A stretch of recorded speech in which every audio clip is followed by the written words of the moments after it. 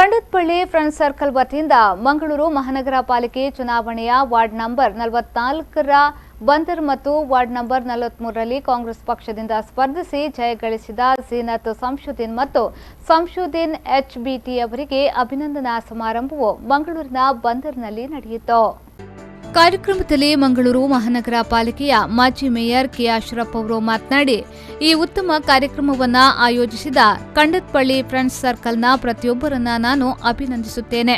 ಇನ್ನು ನಮ್ಮ ಅಧಿಕಾರದಿಂದ ಹೋದಂತಹ ಕ್ಷೇತ್ರದಲ್ಲಿ ಮತ್ತೆ ನಮ್ಮ ಪಕ್ಷವನ್ನ ಅಧಿಕಾರಕ್ಕೆ ತರಲು ಶ್ರಮಿಸಿದ ಪ್ರತಿಯೊಬ್ಬ ಕಾರ್ಯಕರ್ತರಿಗೆ ನನ್ನ ವೈಯಕ್ತಿಕವಾದ ಧನ್ಯವಾದವನ್ನ ಸಲ್ಲಿಸುತ್ತೇನೆ. ವಿಜಯಿಯಾದ ಅಭ್ಯರ್ಥಿಗಳು ಕ್ಷೇತ್ರದ ಅಭಿವೃದ್ಧಿಯನ್ನ ಮಾಡುವ ಮೂಲಕ ಇನ್ನು ಮುಂದೆಯೂ ಇಲ್ಲಿ ಕಾಂಗ್ರೆಸ್ ಪಕ್ಷ ಅಧಿಕಾರಕ್ಕೆ ಬರುವಂತೆ ಮಾಡಬೇಕು ಎಂದು ಹೇಳಿದ್ರು.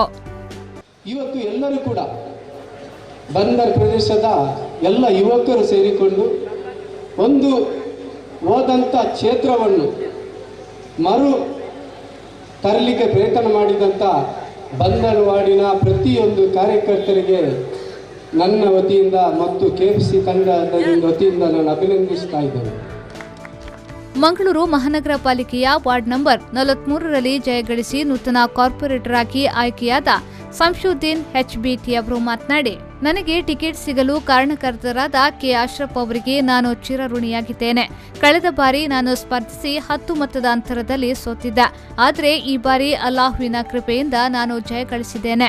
ಇನ್ನು ಬಂದರು ಕ್ಷೇತ್ರದ ಅಭಿವೃದ್ಧಿಗೆ ಶ್ರಮಿಸುತ್ತೇನೆ ಎಂದು ಹೇಳಿದರು. ಇಂದು ನಾನು ಈ ಒಂದು ಸ್ಥಳದಲ್ಲಿ ನಿಲ್ಲಬೇಕಾದ್ರೆ ಅದರ ಮುಖ್ಯ ಕಾರಣಕರ್ತರು ಅಶ್ರಫ್ ಅವರಾಗಿರ್ತಾರೆ.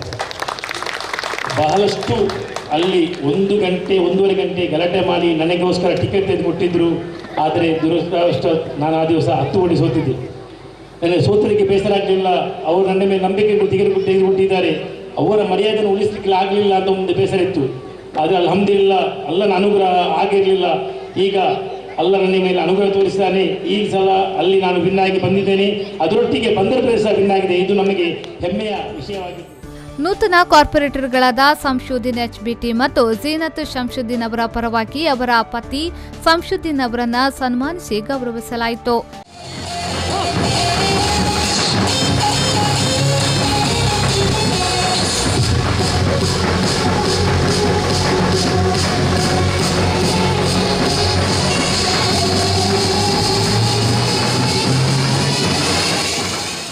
ಈ ಸಂದರ್ಭ ತಾಲೂಕು ಪಂಚಾಯತ್ ಅಧ್ಯಕ್ಷ ಮೋನು, ಯೂತ್ ಕಾಂಗ್ರೆಸ್ನ ಸಮೃತ್ ಭಟ್, ಮಹಿಳಾ ಕಾಂಗ್ರೆಸ್ನ ಶಾಂತಲಾ ಸೇರಿದಂತೆ ಸಂಶುದ್ದೀನ್, ರಶೀದ್, ಮುಸ್ತಫಾ, ಖಲೀಫ್ ಸೇರಿದಂತೆ ಅನೇಕ ಕಾಂಗ್ರೆಸ್ ನಾಯಕರು ಉಪಸ್ಥಿತರಿದ್ದರು.